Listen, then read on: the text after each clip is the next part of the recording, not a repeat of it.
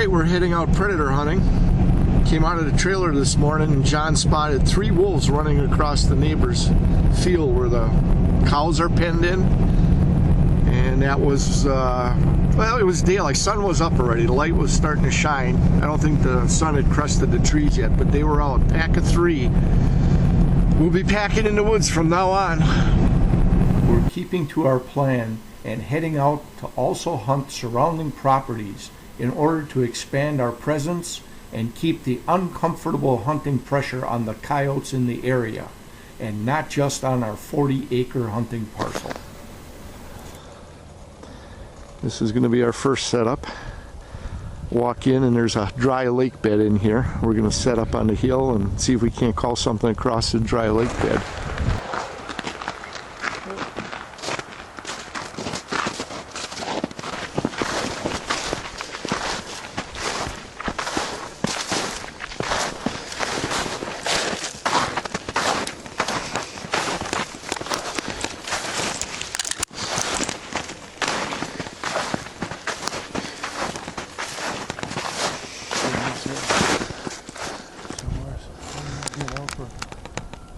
Shot.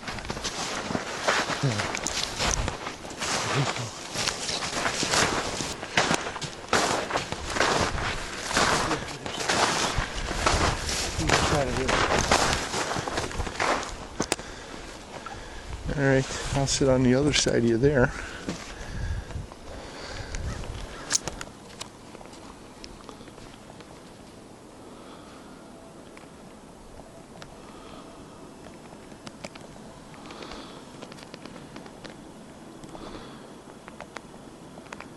Alright, our first setup. Old dry lake bed. And I'm going to set up right in here. I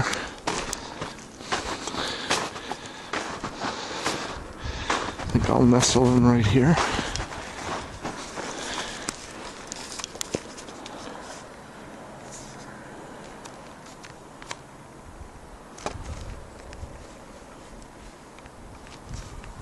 Watch Craig's reaction to a faint coyote yelp off in the distance. I quickly scan the far side of the lake bed with the camera, but I don't pick up anything. Man, I hope we're not busted already.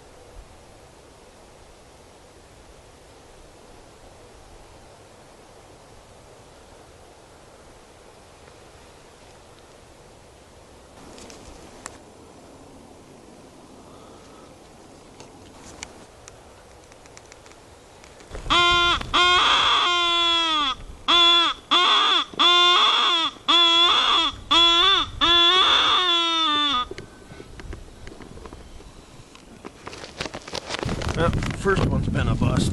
Let's see what we can do on the second one. I have faith in this place because we've had them come in, but way back, it's like a half-hour walk back to where we've had them come in. Yeah.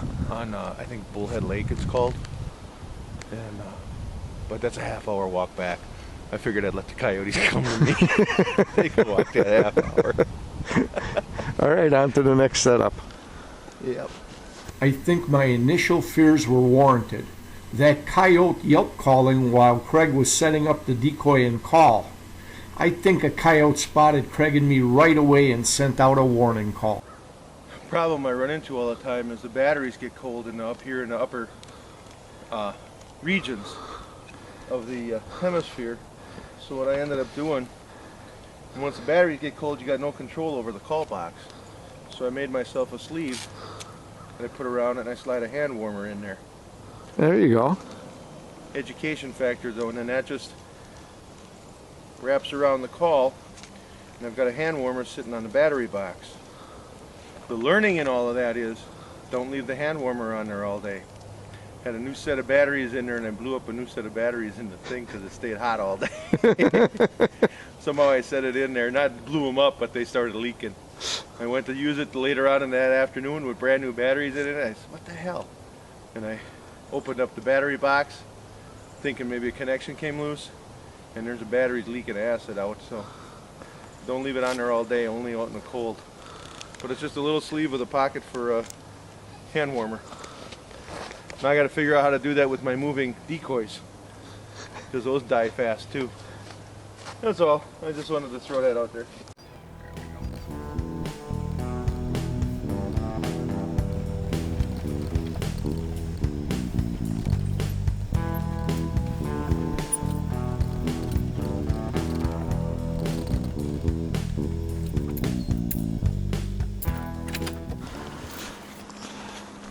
Getting ready for the second setup, but snow's pretty deep here. Needs four-wheel drive to get in here, that's for sure.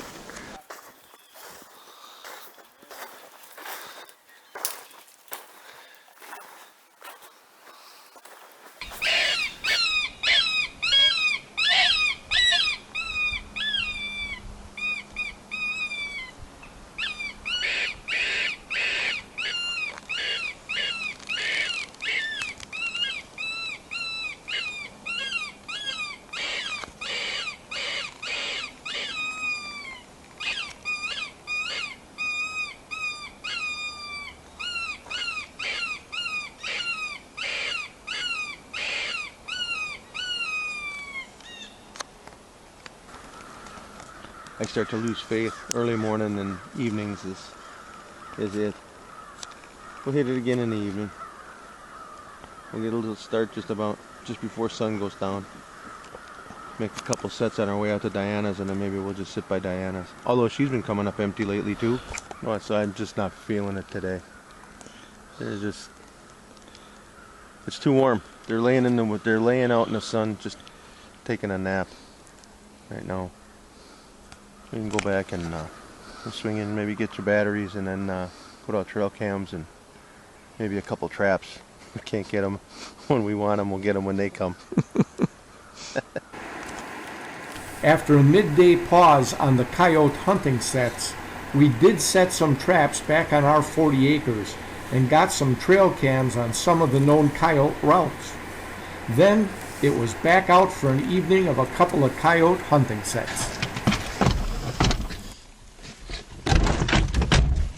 When we get to Diana's, remind me, I'll hook you up with the spotlight. There's a spotlight for on top of there. Okay. We added another rifle this evening as Kevin Pitzel joined us on these coyote hunt sets.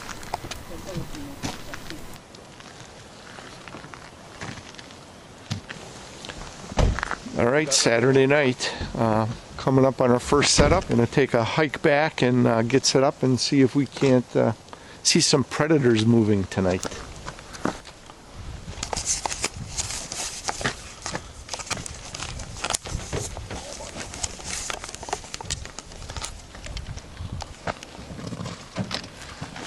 Thank you.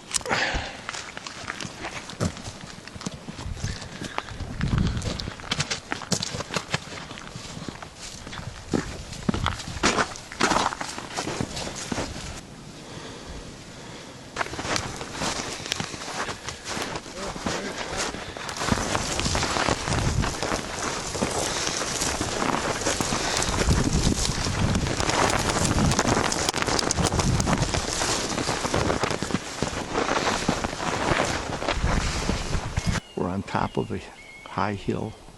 This was clear cut a couple of years ago, according to Craig. But this is all grown up with brush. And I got Craig to the right of me,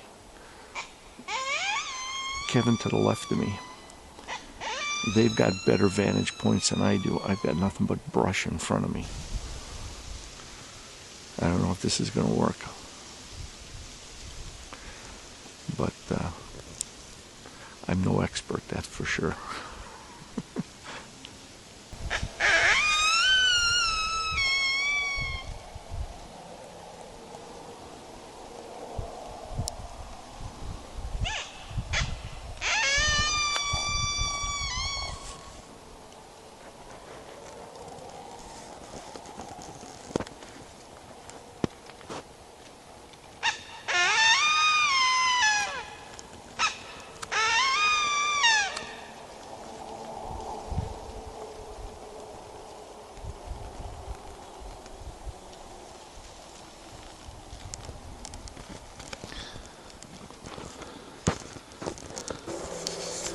From my vantage point here in between Craig and Kevin, I can't see much. I got a lot of scrubs and trees. I'm glad I'm packing Craig's 357, because before you know it, I could have one right on top of me. Well, there's Craig over here. I'm trying to cover this whole territory here.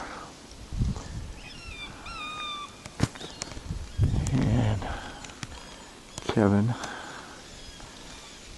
is set up right there. And again, we're looking down into this valley here. A lot of scrubs right in front of me though. This is not an ideal setup, but we'll see what happens.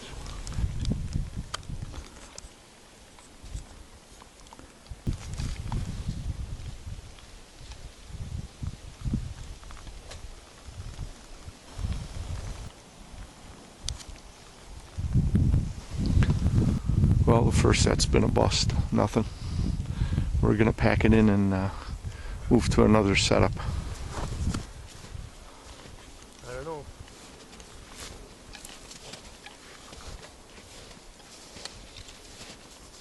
Might have had something cross underneath the ridge. Oh yeah? But with the way the snow is, I ain't going to walk down there to look for tracks. It's too hard to walk in this shit. Well, where are we headed to next? Diana's? I was going to do Bone Lake, but as dark as it's getting with the cloud cover, I'm thinking maybe just Diana's. All right.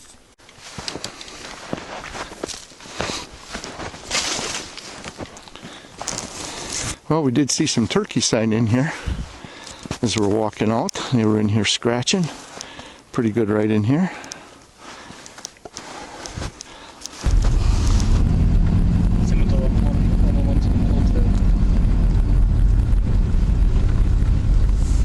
They're all big. You still see them? Yeah, well, yeah, I got him. No problem. Yeah, Okay, if we were deer hunting. Mom's getting nervous. We'll go. Go ahead. Keep eating.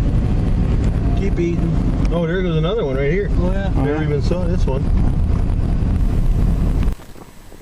Arriving at our friend Diana's farm, we head out to get set up on our final coyote hunt set of the day. Tonight's video footage is filmed through my new night vision handheld scope. I'm gonna wait till you guys get set up and I'll find a spot in between you again.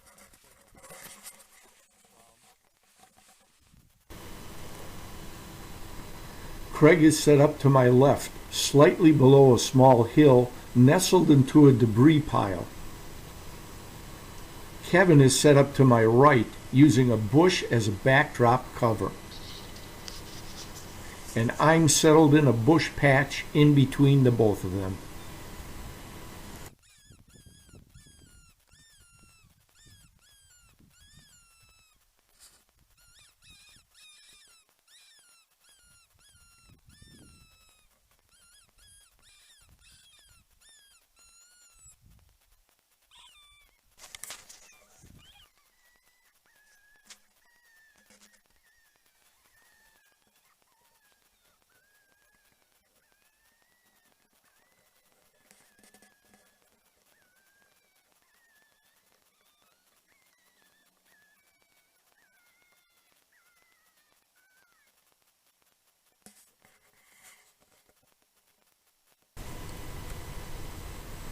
Well, we spent the 40-minute setup surveying an empty field.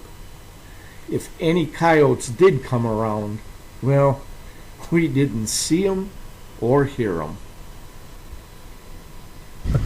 Well, another busted hunt. Coyotes 4, Craig nothing.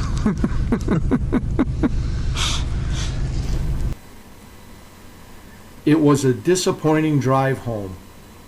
Our coyote hunt weekend didn't play out as we had hoped so far. We had 4 setups today with no harvested coyotes. But we did encounter coyotes on 2 of our sets. So at least in 2 areas, the coyotes felt our hunting pressure. Plus, we still had our trap sets to check on our 40-acre hunting property tomorrow. But as despondent as we were on the drive home, the best was yet to come on Sunday morning.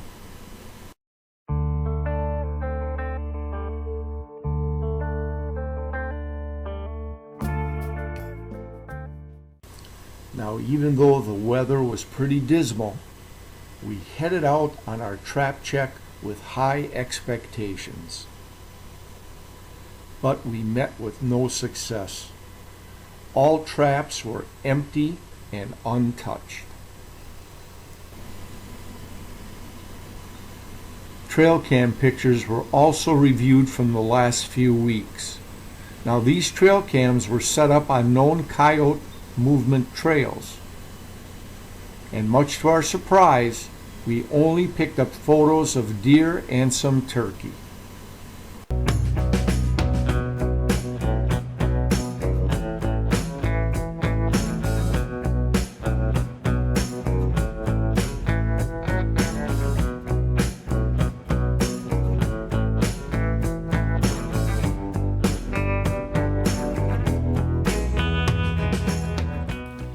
Absolutely no coyotes on the trail cam data that we recovered from the past couple of weeks.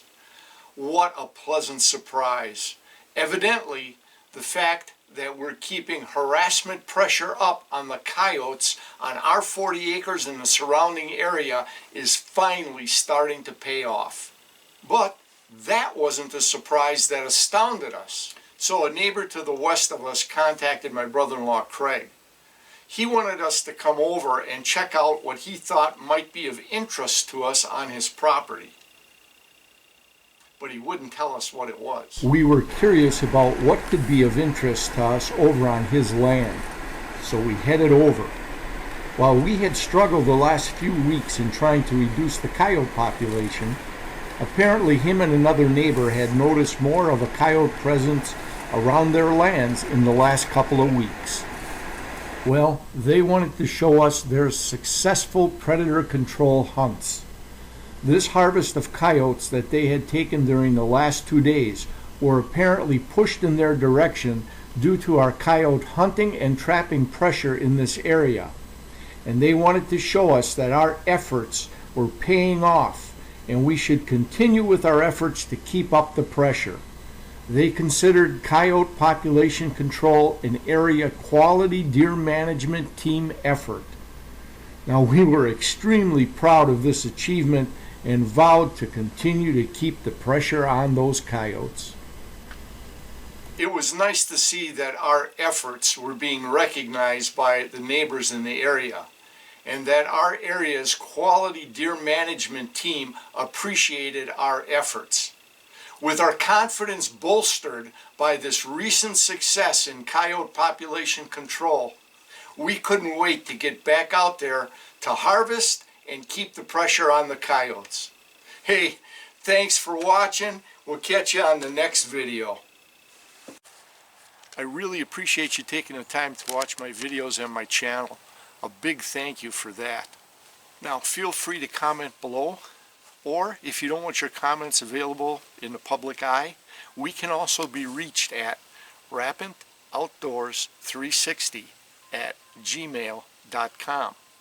And if you know a friend you think may enjoy this video series, please feel free to share this with him or share our link. And always, whether you fish or hunt, make sure you practice CCR. Catch, conserve, replenish. Make sure that that resource is available for future generations. We'll see you on the next video. In the meantime, remember, subscribe, like, comment, and share.